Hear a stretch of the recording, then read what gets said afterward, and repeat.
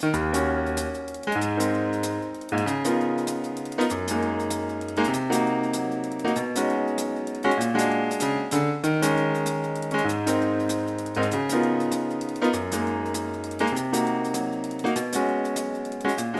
back to Rule the Roost podcast. I wanted to wait until the transfer window had slammed shut. Slammed shut, that's what they say, isn't it? Slammed, it doesn't just close. Slams shut. You don't slam windows. Well, actually, you can slam double glazed windows, can't you? Billie T, hello, welcome to the show. Have you got any thoughts on slamming? Why do the windows slam? You don't slam windows, do you? I've got in my house, I've got this ridiculous blind set up. They're wooden Victorian blinds that we inherited. Definitely can't slam those, so no. You're not going to do that. That's a nice character to the house though, mate. Nice old Victorian glass style. Yeah. Bit Tory, but we'll see what we can do. Right, there's only one place we can start this one, mate. Like I say, I did want to wait until the transfer window had closed because I didn't want to be moaning about us not signing Pedro Porro and have that be out of date the next day. But I do think we have to start on the fact that, as could only happen to Tottenham Hotspur, our manager is out with cholecystitis, I want to pronounce it that way, cholecystitis. Antonio Conte is out for potentially 6 to 8 weeks after having his gallbladder removed. It's what do we say to that, mate? I mean, that's whether you like him or not. You don't want your manager. This limbo isn't good for anybody, right? It's not even limbo. The manager being absent from the team for 2 months is pretty massive, right? Yeah, and I love that. Obviously, we were speaking about this the last couple of days, and I love the way we thought, right, we'll do it the day after the window, so the dust has settled, and we don't even get the dust to even settle with Tottenham, do we? It's the first thing I wake up to is now the manager's out for the foreseeable. I don't know. I've seen a few people sharing the stuff about the NHS website. It says it's 3-week recovery in a normal job and a 6 to 8 week recovery in a manual job, which I guess you can kind of say that football coaching kind of is. It's just really worrying, isn't it? Especially when our biggest game of the season is in 2 weeks' time. I think it's 2 weeks yesterday, which is a Milan game. And I think it's just been a horrific year for this guy. If you take away all the Tottenham side of things, he's lost 3 really close friends, including one colleague who he obviously works with every single day. It was a huge part of his setup, which is horrible for anyone to go through. Then this has happened. And just that on a human emotional level, he doesn't live with his family. His family live in a different country, and I think putting aside whatever anyone thinks about the Tottenham, the effects that he's having on Tottenham and the manager and all that kind of stuff, it's just a horrific on a human level, isn't it? That he's going through this at the moment. Yes, and then you kind of. I didn't even realise until we'd been speaking about it quite recently. Not us, but the Tottenham community. That he doesn't live with his family, that they're all still in Italy, which is kind of bothersome in another way. It doesn't really scream I want to be here long term, but still, it's horrible, and I definitely agree with you. It's not, I don't know, look, whether he's here or not as our manager, I don't want us to not have a manager for 2 months. If it is that long, I imagine he will be on Zoom calls with. We're assuming it's going to be Stellini taking over, right? So he's going to be in constant communication with him, isn't he? You'd imagine. Yeah, I think so. But I think one of the things about it for me is and it's weird to look at this thing through the lens of Tottenham, and you feel kind of selfish talking about how it affects Tottenham, and really, it's someone's life is much more obviously important than that. Everything that we sort of talk about and do is through the lens of Tottenham because we're Tottenham fans. So it's sort of the way that we sort of talk about it. But it feels weird to be saying all this in the first place. But one of the things for me is Conte's whole thing is he coaches games from the sideline, and he sort of, you can see him in the games talking through instructions.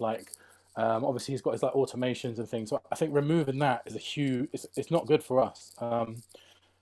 I think part of what makes Conte and part of what makes him the manager that he is being on the sideline, isn't it? And barking these instructions out literally through the whole single game. So even if it's a reduced capacity and he sort of sat down in the stand or whatever, even if he's there, I think it's going to have a huge effect on how we operate and how he operates. So it feels selfish to look at it through the lens of Tottenham, but I don't think it's a good thing at all. I think it's definitely going to affect us in probably a negative way at a really, really crucial stage of the season.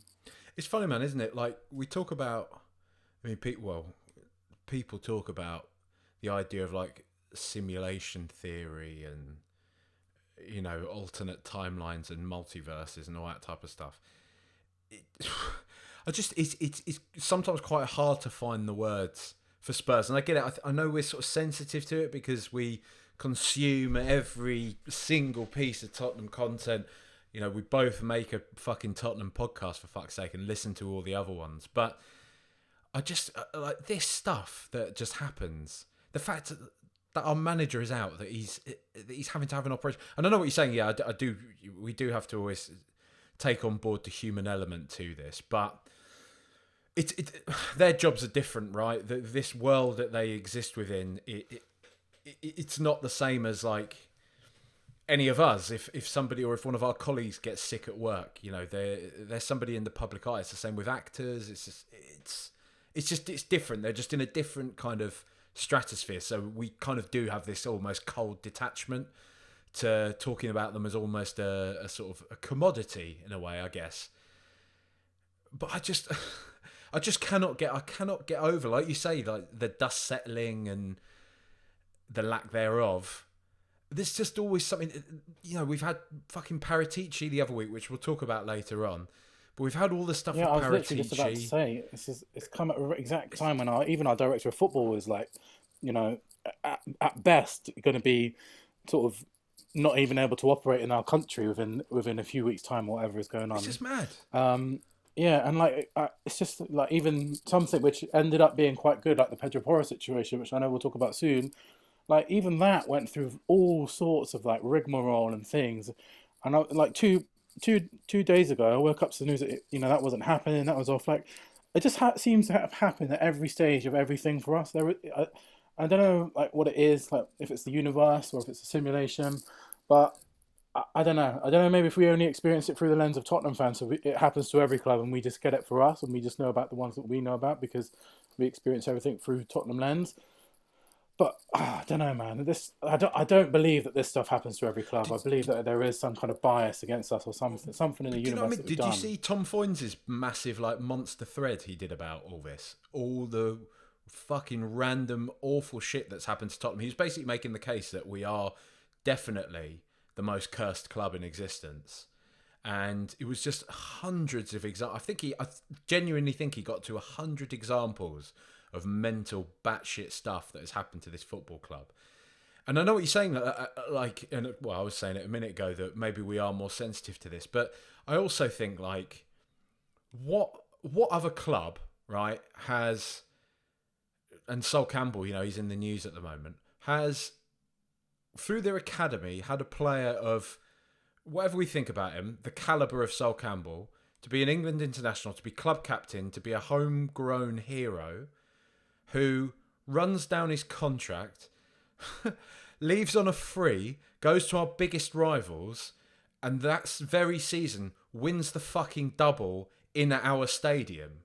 Like, and that should be enough to finish any fan base off. But then that's like one of 100 of sort of similar. Lasagna. That is probably the one. The other one that sort of gets me is the Champions League thing, where we finished fourth, and then Chelsea won the Champions League, losing our place, and they then literally changed that rule the year after. So we're the only team that will ever affect in the history of the game. The one time we get to a Champions League final, we have that fucking random shitty handball that wasn't a handball that was so random. They changed the fucking rules after that happened to us as well. Like, and I know you sound like whinging victims, but this shit is consistent, isn't it? I'm glad you mentioned it earlier because I actually, I read a lot of stuff and I've watched a few documentaries. If I'm ever in the zone for this kind of thing, I'm really into simulation theory. And I just think this must be like part of the simulation, is that they've just created this football club just to sort of fuck with the human existence. And it's just like one big social experiment because it's, 1, 2, 3 of these events, you can put it down to like bad luck, but this is insane, the amount of stuff that happens to us. Like literally the day after a transfer window, our manager's gone, our directors in the mud, legally. It's just like there's no way that this cannot be the universe social experiment on human psychology, and we're all part of it, and we're all guinea pigs. Maybe we're just part of the save game of somebody who is really shit at whatever incredible version of Football Manager exists that we exist within.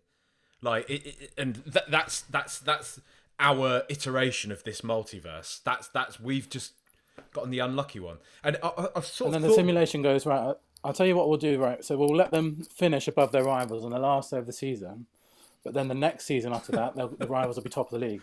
And then exactly all this shit's happening. Usual. The backdrop is Arsenal are going to win the fucking league this year, as if.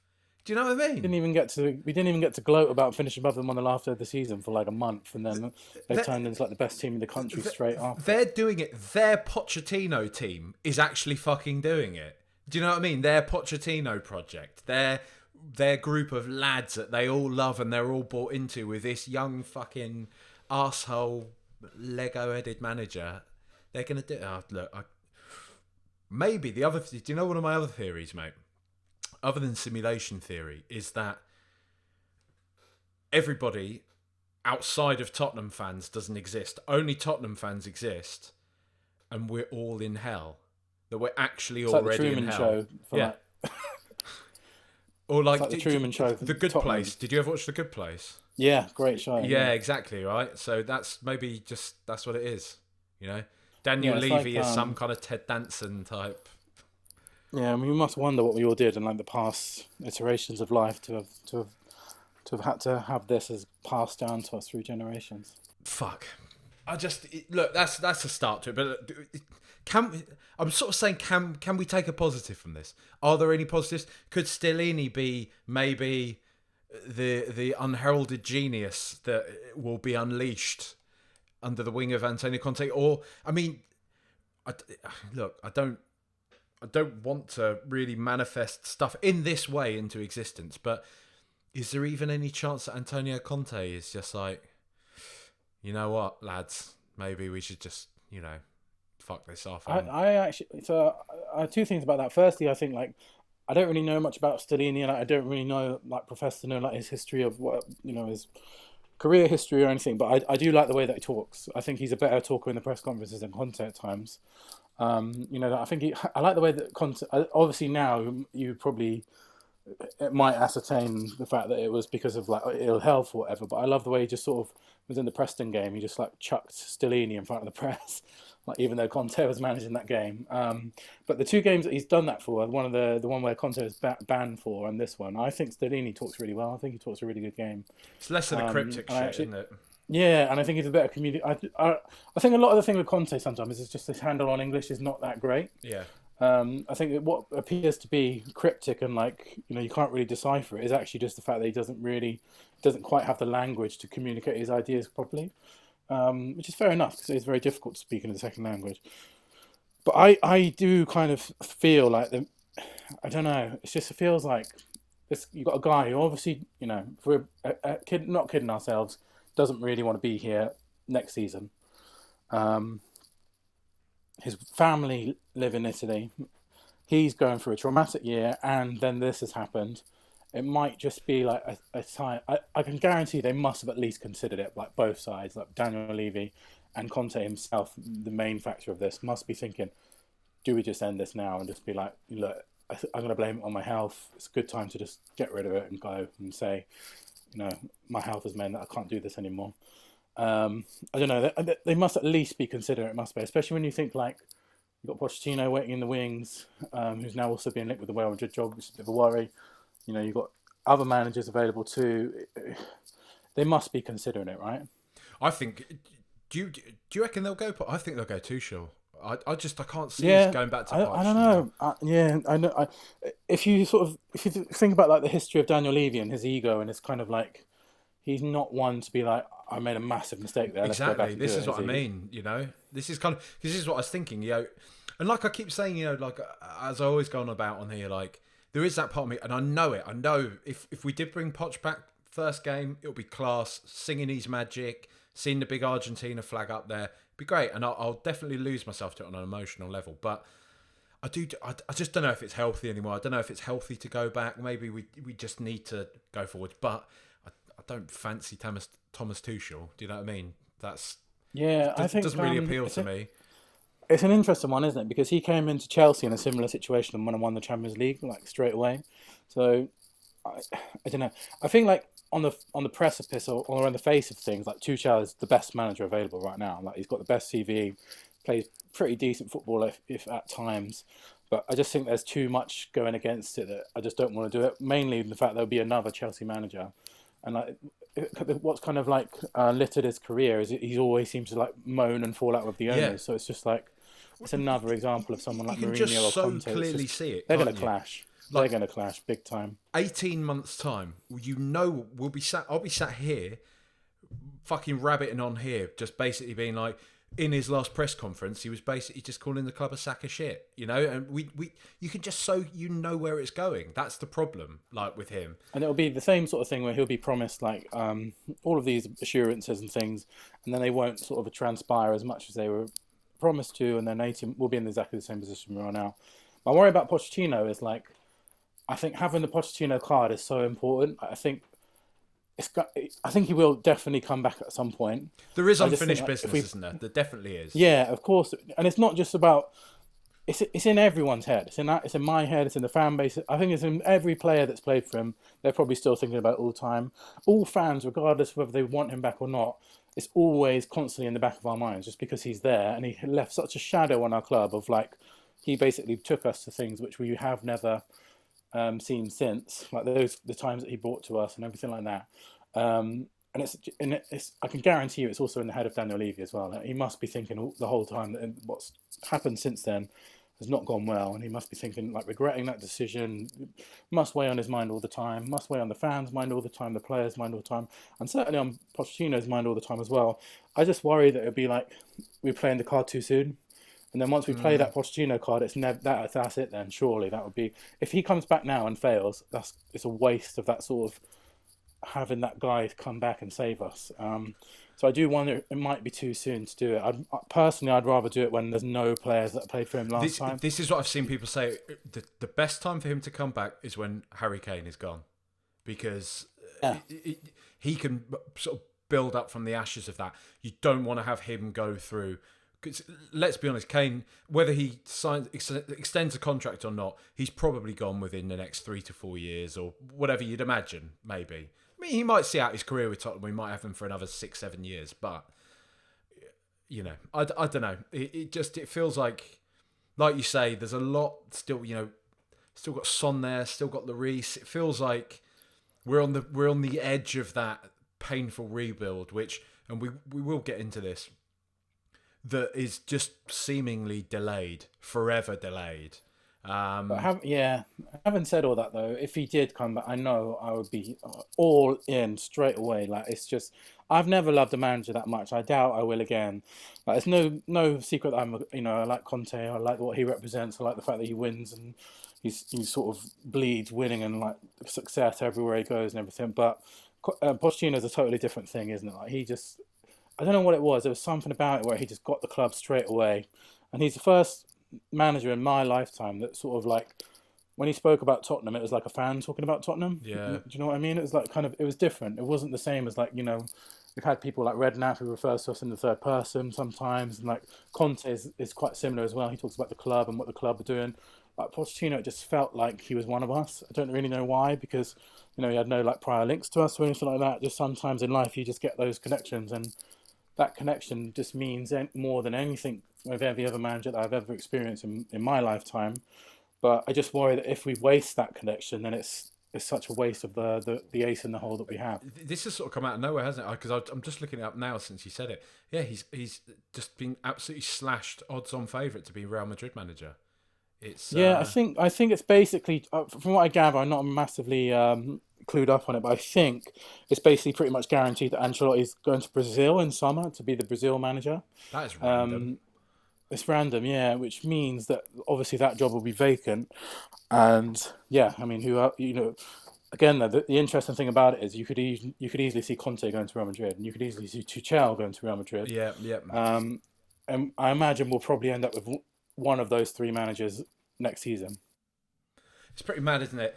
There is a part of me, you know, like we talk about Tuchel and all this type of stuff, but I do like. Aren't there any like? There must be some like young.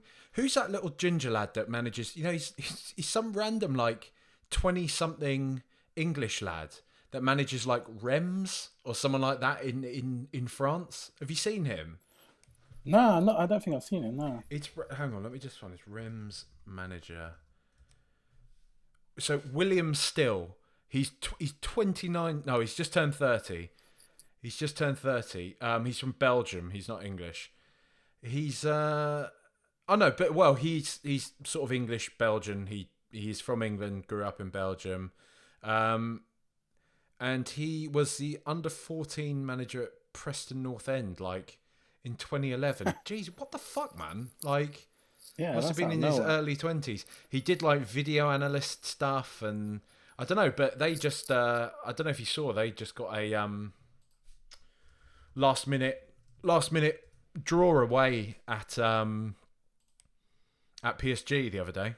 So, you Oh know, yeah, and yeah, I don't know, like the other sort of names coming through. Like, I guess one to keep an eye on is obviously the Brighton manager because he's Italian anyway. Which obviously, if we do have Paratici going at that time, then that's it's always a good real thing. Poch vibes, isn't I there? do.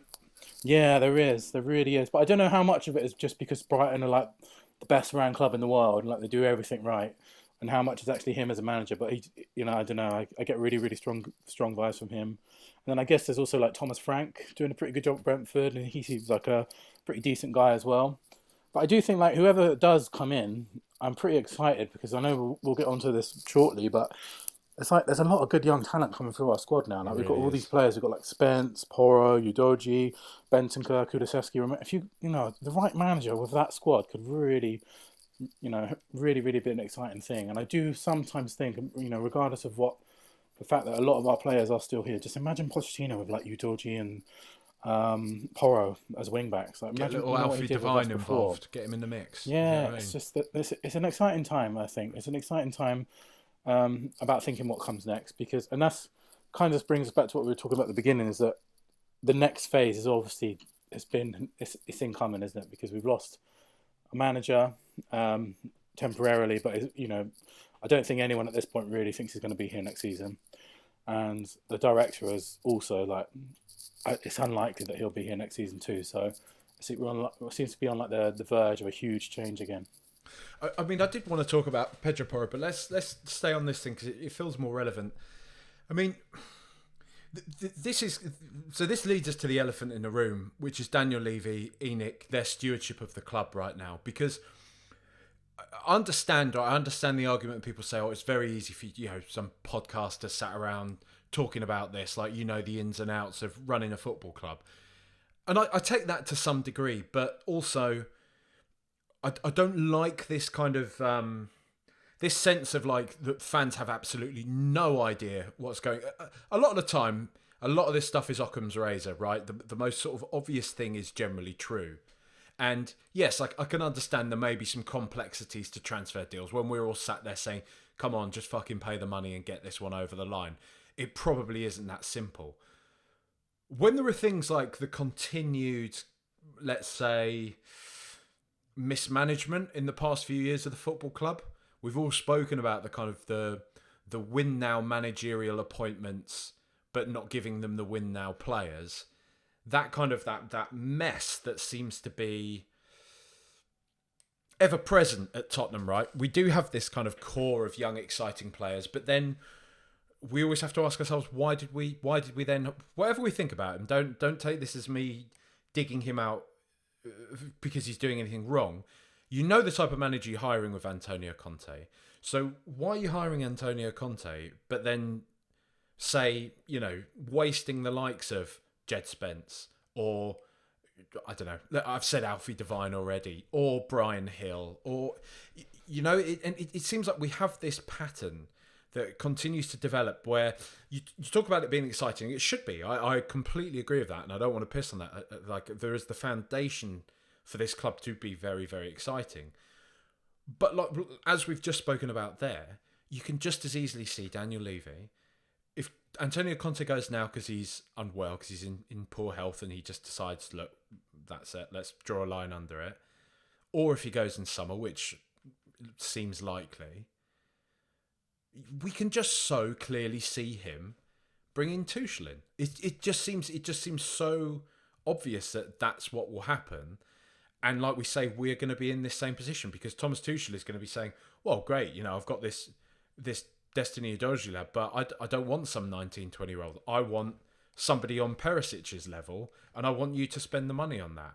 And I need to have 2 more centre-backs that you need to spend. And we've lost Hugo Lloris. Hugo Lloris is too old and gone now. And I need you to spend... I don't want some promising kind of... I don't want some ex-Brentford keeper.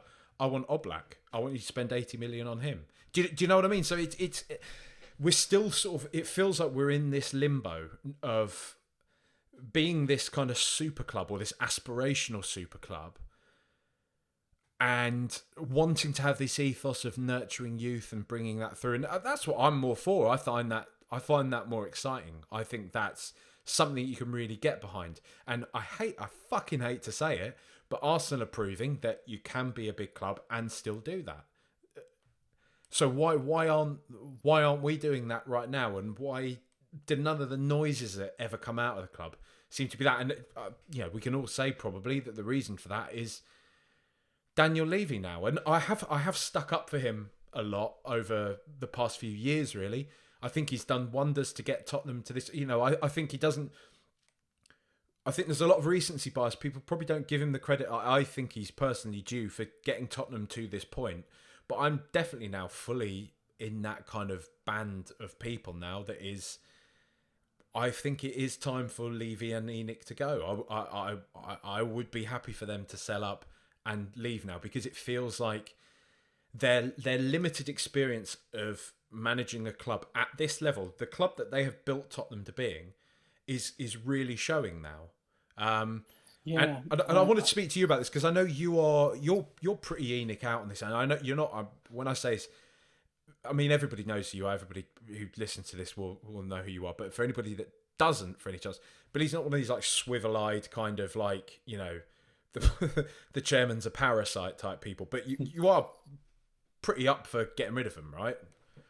Yeah, I am, and I just feel like it's just like when we're talking about the beginning about all these things that happened to Tottenham, like how much of it is down to bad luck and how much of it is just down to the fact that we're a very, very poorly operable club.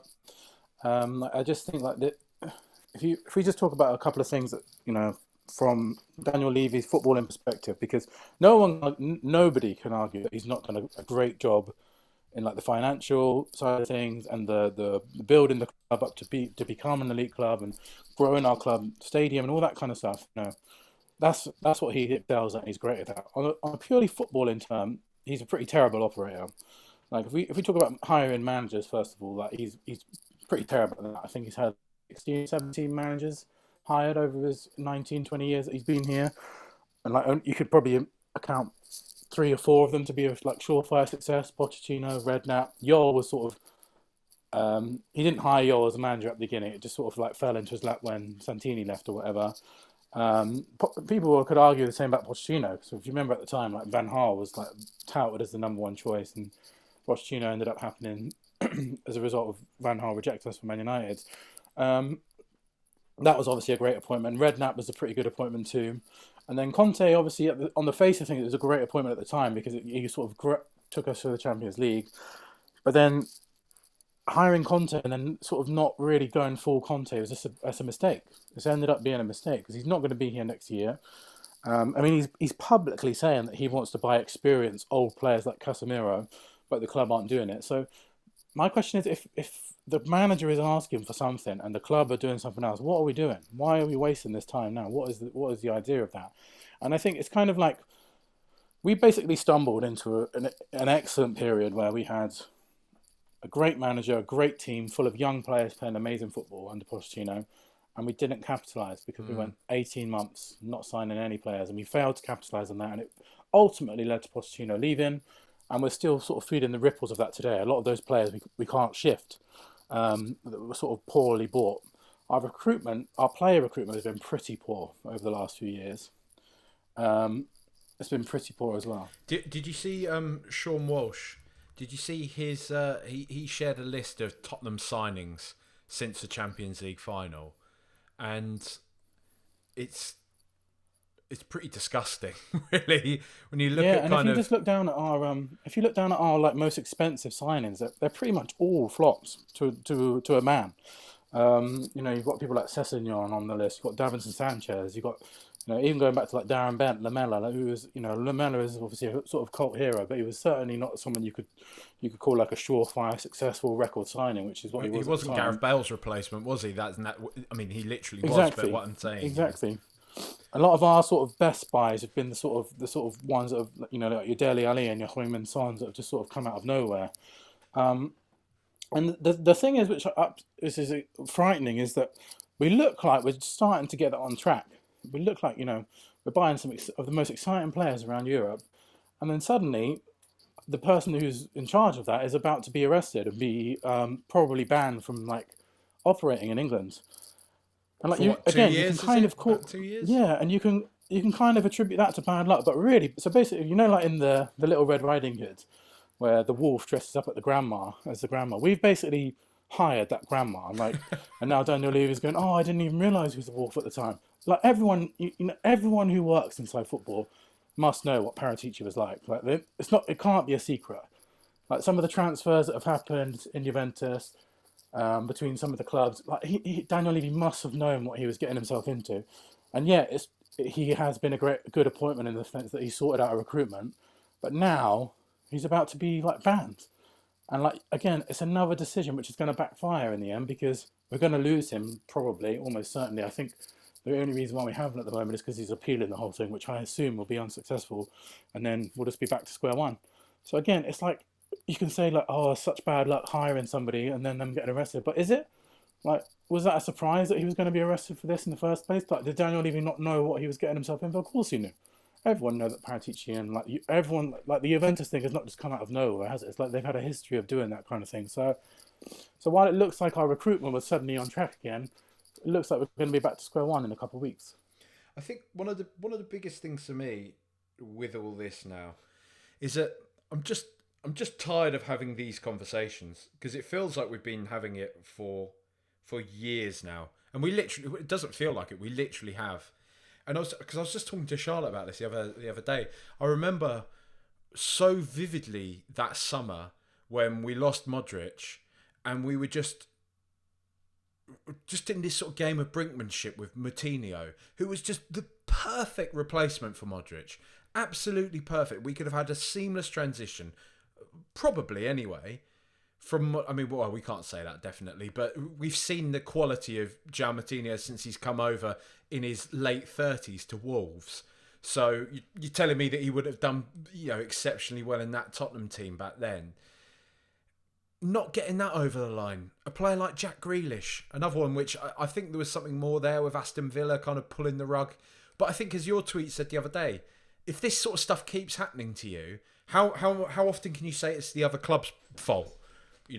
What is it? And I think there was that one as well that someone pointed in reply to that, is that Bruno Fernandes came out in an interview and said basically he thought he was joining Tottenham, and that the biggest thing about all of those transfers is, to me, is if you remember when Moutinho signed, it was like, this is AVB's big signing, and if we give him this player, we're setting him off on the right path. And you could argue the same about Fernandes and Mourinho, and you could argue the same about Grealish and Pochettino. Like, it's a failure to back these managers that we hire, and as a result, we're always changing managers. Like, none of those, it's difficult to think of many managers under Daniel Levy's tenure that have been like properly backed in the transfer window.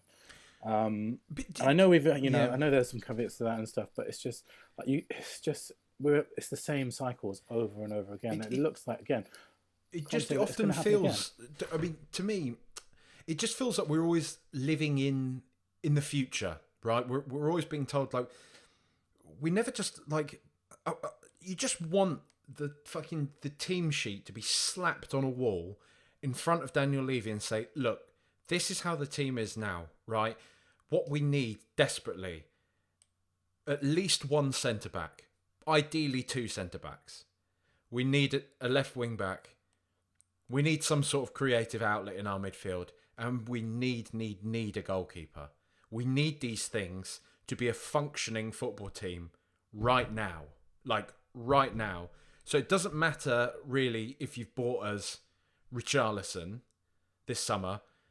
Okay, maybe we don't get Bastoni. Maybe we don't get our tier 1 top target. But teams like Brighton are unearthing gems constantly. There has to come a point, surely, when the club starts to ask questions of people doing whatever jobs they're doing within the club, that we can still look at our team and honestly say, okay, we're still playing. And I really don't want to dig them out, because I think they do a great job within their sort of skill level. But the fact that we still regularly have defences comprised of Ben Davies, Eric Dyer, Japhet Tanganga and Davinson Sanchez is just astonishing. It's astonishing that, right, great, we got Romero. That's brilliant. That's a good bit of business. But it doesn't stop there. Do you know what I mean? Like, and I think what I don't know if you've seen, that's been doing the rounds at the moment, is this tweet from Alistair Gold from 2021, where he says, Tottenham, I think it was the end of the summer of 2021, they said, Tottenham have got Romero in. I understand that the next priority in the next transfer window is to get 2 new centre-backs. That was in 2021, and it's now 2023, and we still have not got those centre-backs. And another thing, I don't know if you've seen that, this sort of Guardiola interview that's going around at the moment about Cancelo. He's talking to someone on BT Sport. Now, I'm not comparing us to have the sort of riches of Man City and the ability to buy and sell players like they can, but it's just interesting that he says, like, if you don't continually change the playing squad, then the sort of everything goes, and there's no sort of desire to keep changing and keep winning and keep doing this. And like Pep Guardiola, like Cancelo was like one of their best players last year, and he just sort of got rid of him straight away. He's one of the best wing backs in the world, right? Exactly, and he's sort of constantly refreshing the squad. We've got players that have been. I saw someone tweet today that Davis and Dyer have been here for 17 transfer windows, which is just unbelievable, isn't it? Like, and you can, I know they're great professionals. They're great. We all like the character that they bring and the sort of the respect that they command, because they're great guys. They don't have any scandals or anything like that. They love playing for the club. They'll never kick off or anything like that. But if we have to have upgraded on them 2 years ago, and it's now 2 years later, and we still have not upgraded on them, and it's just like, I think our last sort of, if you look at the sort of history of us buying centre backs, it's been really, really poor. Like, since Vertonghen and Alderweireld days, we've not got anywhere near the quality of that until we signed Romero. But that's just one example. We're still sort of in the shadow of Toby and Jan, who were the two at the time, the best 2 centre backs in the country. And I do think so. I don't know if you saw it. It's quite cheeky. It was pointed out that in sort of one of Pedro Porro's videos, the soundtrack to it was "Patience" by Guns N' Roses, and I just thought, like, lads, I get it. It's a bit cheeky, and it's probably the social team having a bit of a laugh and stuff, and maybe the hierarchy at the club don't know what's going on. But at the same time, man, we went 3 fucking transfer windows. People might think that's not a big deal, but look at the way Liverpool fans are kicking off. After one transfer window, I don't think they brought anybody in, did they, this year or this window or something? We went 3 of those, all under the understanding, and I do think we grumbled about it a bit, but I think Tottenham fans were patient. We knew the stadium was getting built. We knew that money had to come from somewhere, and I do think a lot of this, like, the anti-Enoch sort of sentiment. Now, yep, a lot of it has always been there, but I just, like, my heart on my sleeve, I don't look at this one anymore, and I don't buy into as much the kind of the naysaying about it, about people just being entitled, about people just kind of having a tantrum. I think there's more substance to it now. I do, and I'm not speaking for every single person involved in these kind of Enoch out protests, but I'm just saying that the way I can see it now is that Tottenham fans have been patient, right? We've had none of us asked for White Hart Lane to be demolished, right? We loved the times under Pochettino.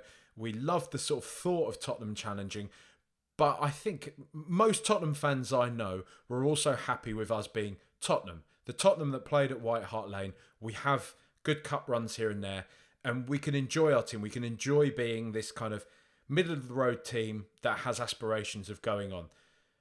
they bulldozed that. They built this super stadium. They put us into this place where we've had all our memories and everything like that consigned to fucking rubble, with the promise that we're going to have this brand spanking new history of this spaceship-like stadium.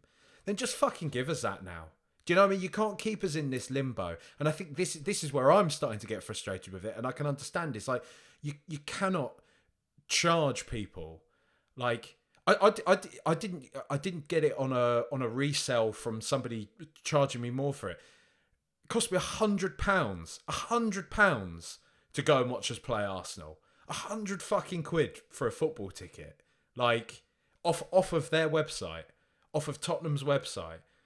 Like, that's how much you're charging people to come into the stadium. And, like, I don't get paid a fortune. I have to make that money come from somewhere.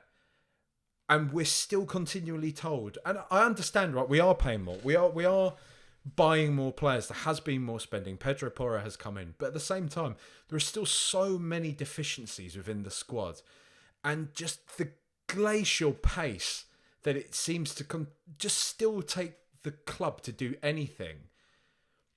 I think a lot of people's patience has just worn thin on it. Sorry, I'm sort of ranting about it now, but No, I totally agree, and I think like that for me is the thing which sums it all up. Is not like being sort of upset about what's going on now. It's thinking about what we actually gave up, because at the time in 2017, 2018, whenever it was, like we were the absolute bollocks. Like we were unbelievable. Yeah. We won 17 of our 19 home games.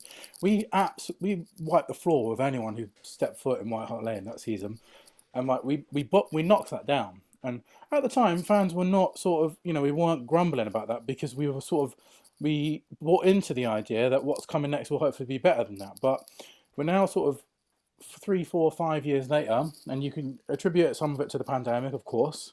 Like that slowed down things slightly, but we're now like 2, 3 years out of the pandemic, or in a football sense anyway. We're sort of 2 seasons past that now, and like if you see the reports today that we're about to sign a record deal with South Africa, 46 million coming into the club, sponsorship. Beyonce has just announced 3 dates. Like all of this money is coming in. Don't know if you saw the list last week that announced that we're the 3rd highest club in the world football for matchday revenue. I think it's only PSG and another. I can't remember. United, I think it is. Is it United? United, yeah. PSG are first. United are second, and we're third. United are like the fucking 100 million New York Yankees of fucking football. Do you know what I mean? Like they're a brand. Exactly. It's a fashion. We made £100 million just purely on matchday revenue. Like this, there's huge amounts of money being sort of generated by the club at the moment, and like. So we gave all that up with the hope that this and the whole stadium, and we'd start acting like a big club, and then like still you get I don't know if you saw the Gary Jacobs article where it's like why the Porro fee broke down is because of the admin fee, and I get that it's frustrating when the selling club keeps saying you need to pay this more, keep adding more, but frankly when you're buying someone's best player, you're going to have to take a few L's, and you're going to have to say, right, we're going to pay a bit more than we expected. You just got to do it. Like big clubs overpay for players. What happens when you're a big club? And I'm not like one of those people that thinks, we've only spent 7 million in January, because I think if you read the reports, I think it was Sporting that wanted the Pedro Porro deal to be a loan, not Tottenham in the first place, for their financial records. And Pedro Porro is a great signing, but that is the problem for me, is that we take these baby steps and we're starting to improve. Like last summer was starting to improve, but we never like fully go for it. We never have a window where we like throw caution to the wind and just go out and buy 3, 4, 5 amazing top quality players and think, right, there's no question right now that Antonio Conte has been backed. You can argue he's been backed. There are certainly some signs that he's been backed. We've written off some players like Ndombele, Lascelles, we brought in some big known players like Richarlison, but he's not got a window like Graham Potter or something like that. I'm not saying we should go out with the same kind of money that Chelsea are spending. If we're not going to be spending at a rate where we can't question at all that Antonio Conte is backed, then what was even the point of moving into this mega stadium in the first place? Because that's what we were promised. We were promised that this would take us to the next step. At the moment, we're still on a pretty similar step to the one we were in before the stadium. It's just funny though, isn't it? Like let's look at Bastoni. We identify him as our number 1 target for summer, right? And it seems like from all the noises that we hear from everybody that we were genuine in that interest. He wasn't that keen on coming at this point in time. Fair enough. And so our fallback option it's just, oh well, let's have a look about and see who's available from a big club. Oh, we'll just loan Longley because he's sort of at odds with the club, and he might be all right because he sort of plays in a position that we need to strengthen. But is that the depth? Because that's the problem for me. It always feels like even Emerson Royale, right? We spent a bit of money on him, but we only got him because Barcelona needed to sell some players. Do you know what I mean? It's not like we've kind of identified him and scouted him and thought that's definitely sort of the player we want. It's just kind of like, oh, that's a coincidence. He sort of plays in a position that we need and he's available. So go on then, let's get him in. It just, where's the sort of scouting? Why, if we're not, and it's just if we're not getting Bastoni, who clearly is a great player, surely there must be some other left centre back with a similar. I mean, I know there is because even, like you see, like Nathan A. Clark and many of the people he sort of follows and interacts with, they have all sorts of scouting profiles on players all across the world, and you sort of wonder what is fundamentally lacking at a top flight football club where we don't have any sort of reserve options, somebody that we can, because this is the thing, like you say, it's not about me looking at Chelsea spending 250 mil this window on Mudryk and on Fernandes. It's about me saying, well, it's genuinely not even like some 10 mil player from Serie A somewhere. I don't care how much he is, but if he looks like he kind of is the business and he can kind of adapt to playing in a position that we need, like just doing that money, like almost like a Moneyball type thing. But it just feels like there's such indecision constantly at Tottenham. There's this sort of brinkmanship, indecision, and just this opportunism. Like I say, with signings like Royale, with signings like Emerson, with Longley, with I guess even like, and it paid off for us this time, but even with Bentancur and Kulusevski, they came out of the blue, and it was just because Juventus needed to shed a couple of players. I don't know, I just don't feel that bought into any sort of ethos, And I think that is the main overall problem that I do have with Daniel Levy. It's the sort of, we've never quite taken the next step, which is what we need to be like a club that is constantly challenging for the major honours. If you look at the 3 times that it's happened, one of the time was under Redknapp when we were one of the best teams in the league, if not the best team in the league in the first half of the season. And then we ended up with the Sahara and the Nelson January, which is obviously famous in Tottenham football now. Another time was when Pochettino turned us into the best team in the country, and we went and we didn't sign any single players. Now, if either of those opportunities, we'd just gone and said, you know what, let's just go and spend 100 million, buy a few players, bolster what we've got, and let's see if we can win the Premier League. And it could have happened. Certainly would have been a much more chance than what ended up with both those managers sort of being sacked. Again, Conte, he gets us into the Champions League, and we had no right to be there because we were awful under Nuno, and we've really shot ourselves in the foot at the beginning of the season. He's got us in the Champions League. We've got this manager, Conte, who wins everywhere he goes.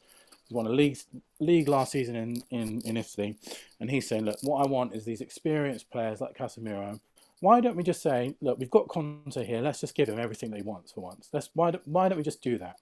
Instead, we're sort of half-arsing it by giving him, some great players that he's asked for, like Richarlison, but then sort of also saying, right, why we're going to give you Spence as a right-back. Now, obviously, the fact that Spence would be a great right-back, a great young right-back is a different argument, but Conte didn't want him, which is the main thing, and he hasn't played as a result, and now he's in France. So, like, we just never take that final step, that final gamble, that speculation of just saying, why don't we just go for it for once and just really, really take that next step? And that, for me, is like the thing that sort of punctuated Daniel Levy's tenure, is we've never taken that final risk and just like thrown caution to the winds, see what happens at the other side of it. It sort of works though, doesn't it? Because even now I'm sort of thinking, well, we did sign Pedro Porro though. We did drop that money on it, and it does make you.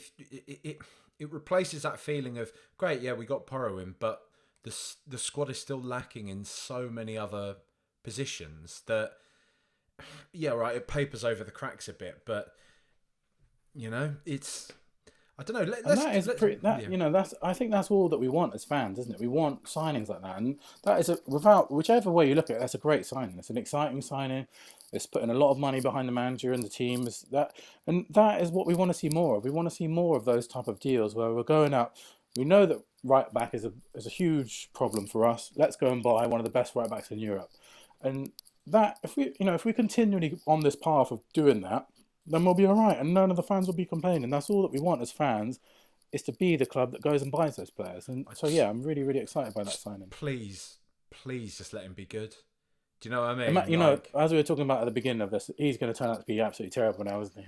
That's just the way that it runs. Did you see Anthony AP, who's often on here, just tweeted, "Imagine if he's shit." You know, and that's After just all of this. Yeah, you know, or either that, or he's going to do his ACL against Man City or something like that. But he does look good, right? It is somebody that we should be excited about, right? What I will say is he looks raw. I think like the compilations and stuff I've seen, he looks raw, and the sort of like the lung busting mazy runs he does, taking sort of opposition players on. I'm always interested to see how that sort of stuff will translate to the Premier League. Not to get too sort of cold Tuesday night in Stoke about it, but do you know what I mean? The Premier League it's a different kettle of fish, isn't it? You know, there's a lot of fast, strong players here that you can't really mug off as easily.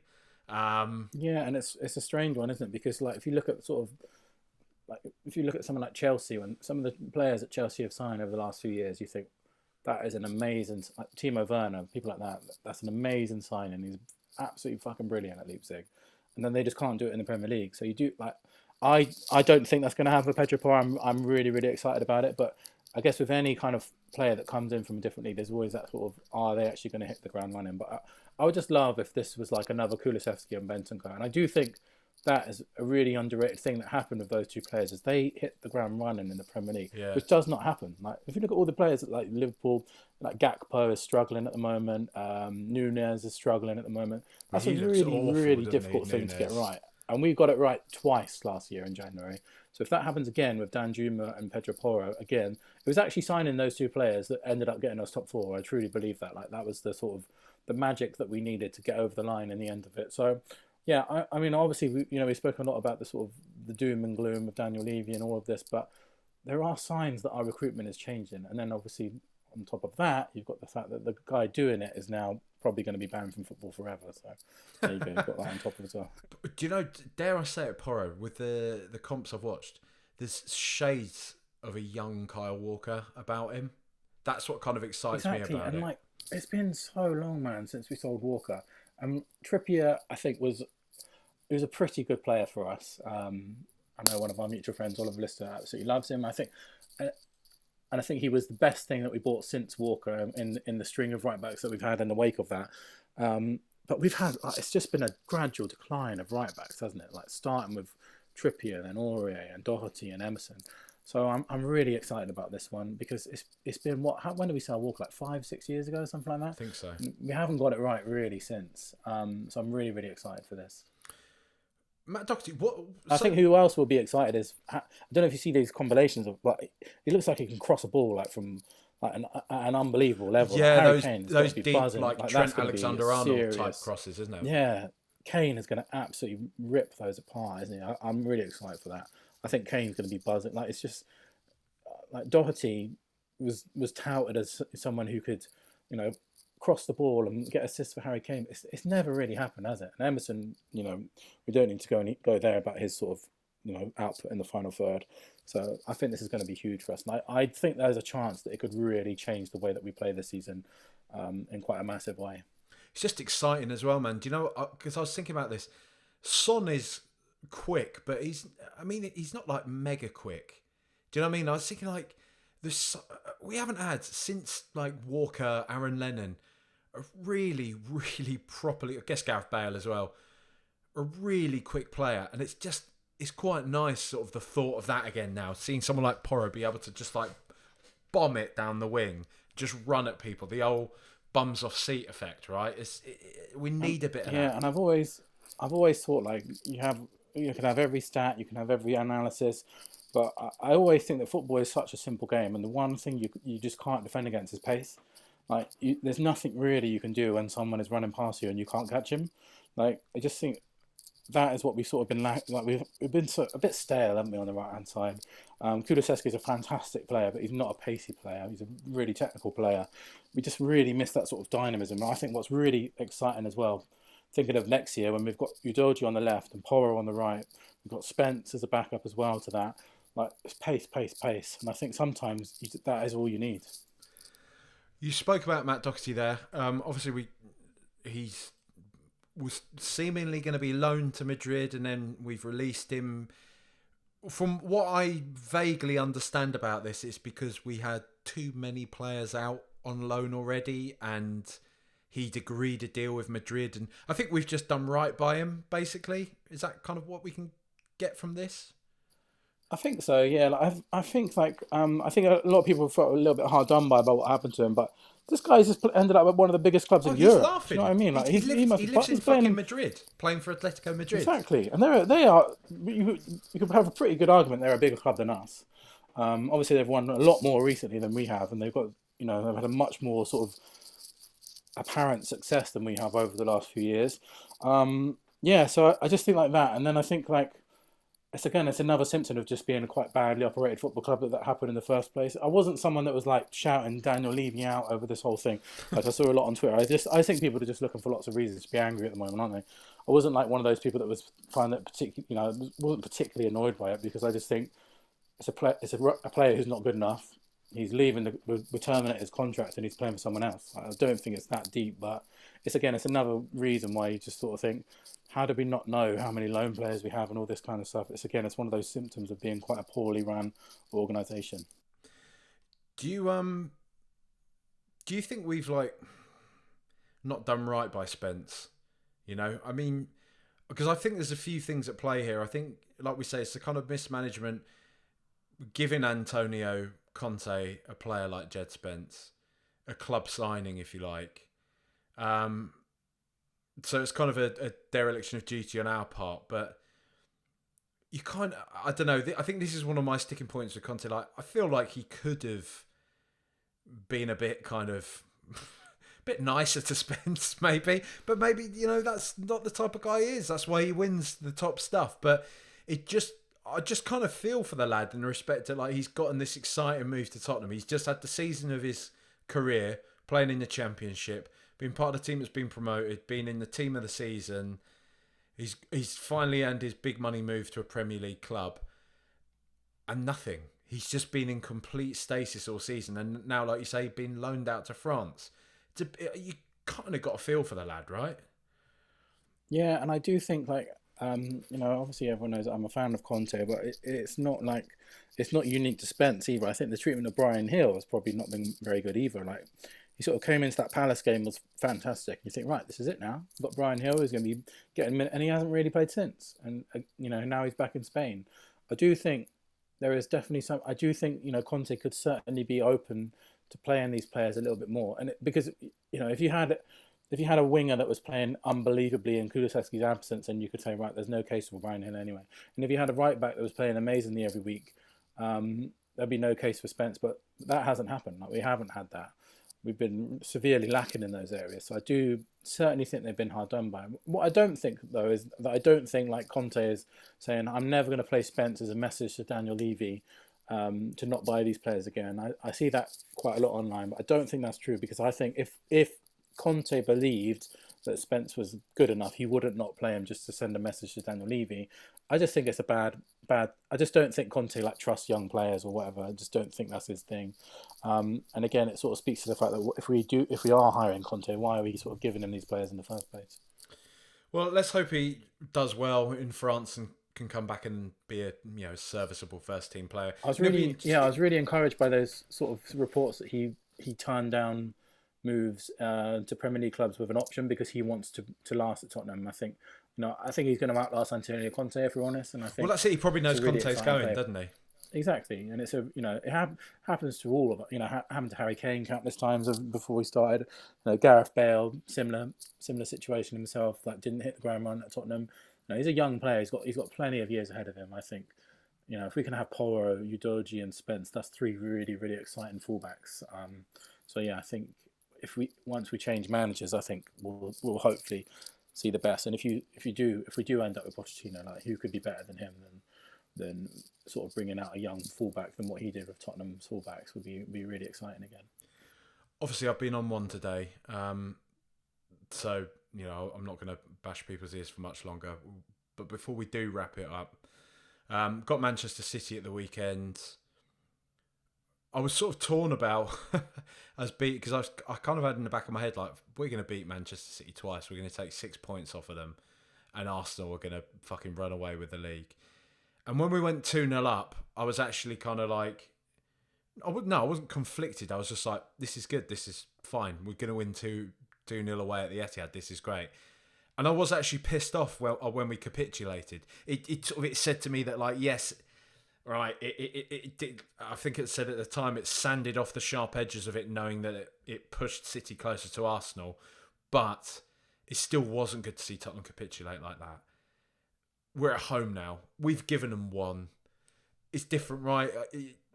We got to be winning this. Whatever the fuck it does for Arsenal, you want to see Tottenham beat City, right? Yeah, I've kind of given up on that idea that I want us to lose for the sake of the title, just because it doesn't really seem to matter what happens. Arsenal just seem to be winning I'm not going to worry about that at the moment.